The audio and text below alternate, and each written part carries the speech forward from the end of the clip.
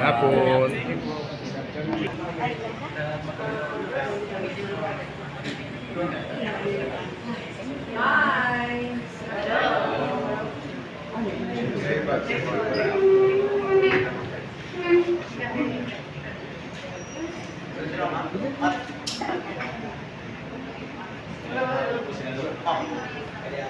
Excuse, mali na nga pabutag ka na.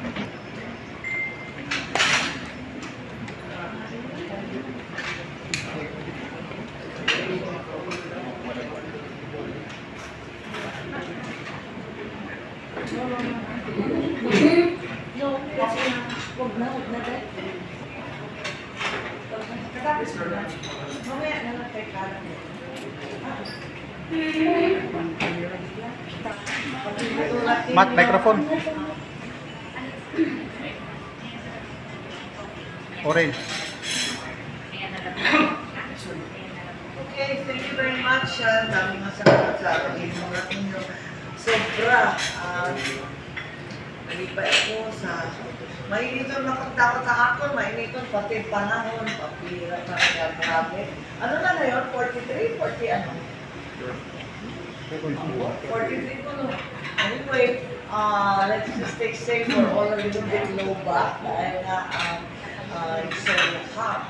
I've been on a 3-day listening tour. Nag-umpisa ako nung dyan sa Lanao del Norte, sa Tubog, and then I went to Surigao City, Surigao del Norte. After that, kahapon, I was in Cebu the whole day.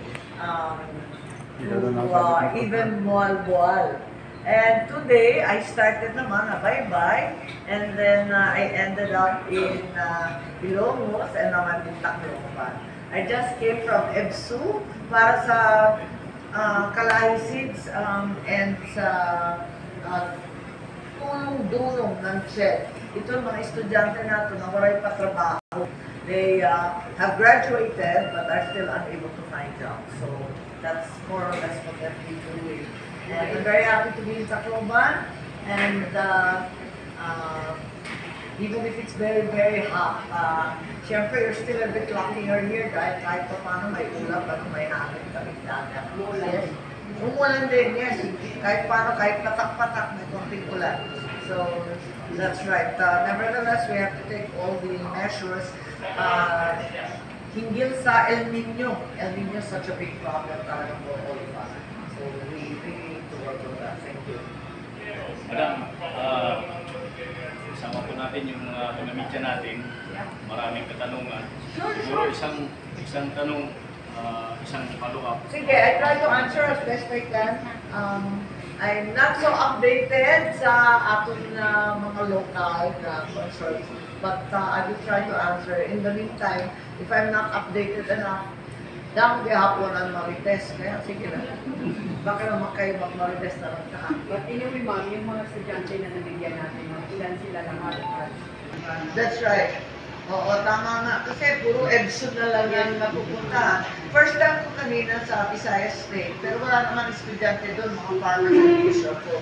Itong summit nila, first time sila mag-summit doon. You're right, we're now looking at Northern Samar and other universities because there's so many students. Madalas natin sinasabi, libre ang edukasyon sa Pilipinas. Totoo naman, libre, walang tuition, elementary, high school, college. Pero ang tinuod, damo pa ang gasto sa kada pamilya. It's a lot of expenses, lumolobo ang pamasahe, alam natin pataas kay gasolina supported. And then you also have yung pagkaon, syempre, napakamahal din. And so on, all these things are exactly the same. Ang mamahal. Plus ngayon, syempre, hindi ka naman pwede mag-aral na walang gadget or devices. So inevitably, they have to spend a little more. So it's not really free. And after the pandemic, so many families have not quite recovered. And now we have another emergency, which is El Nino.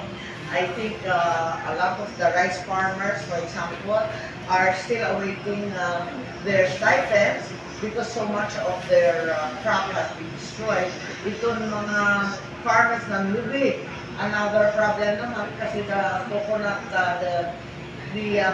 levy hasn't been distributed yet adequately, so naghihintay pa rin ng scholarship, mga medical assistant, and copra doesn't seem to be recovering its price.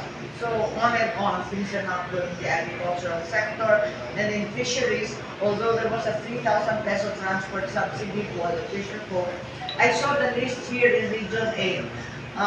Buti ay talagang sobrang konti ang mga listahan. Hindi ko alam bakit hindi nakakaabot na sa Region 8. So sabi ko nga sa mga LGU, itong mga mayors natin, pakialam na nila yung DA. Kasi yung RSBA sa rice, masyadong maliit yung nakalista. At saka yung sa lubi, sa fish subsidies, all of that, parang kulang yung mga taga-Leyte, taga-Samar. Isa lang ang senador, bilang isang presidential sister, siyempre, yung maririnig mo sa social media, yung bigas pa rin na pinangako ng PBBM. I know, pwede din sa okay, pero ano ba yung pwede mo magawa din? Sabihin ko rin, ang totoo, na-shock ako doon sa 20 pesos rice. Pero, totoo, maganda naman siyang goal, objective, one day in the future. Pero for me, hindi na mangyayari yan ngayon. Hindi talaga 20. Kailangan benta. Ibig ko sabihin sa benta, mag-buyback ang gobyerno ng mga manggunga. Kasi talaga, kailangan mag-settle tayo kung ano talaga yung presyo na covers the cost of production and gives a decent living to the farming and fisher folk.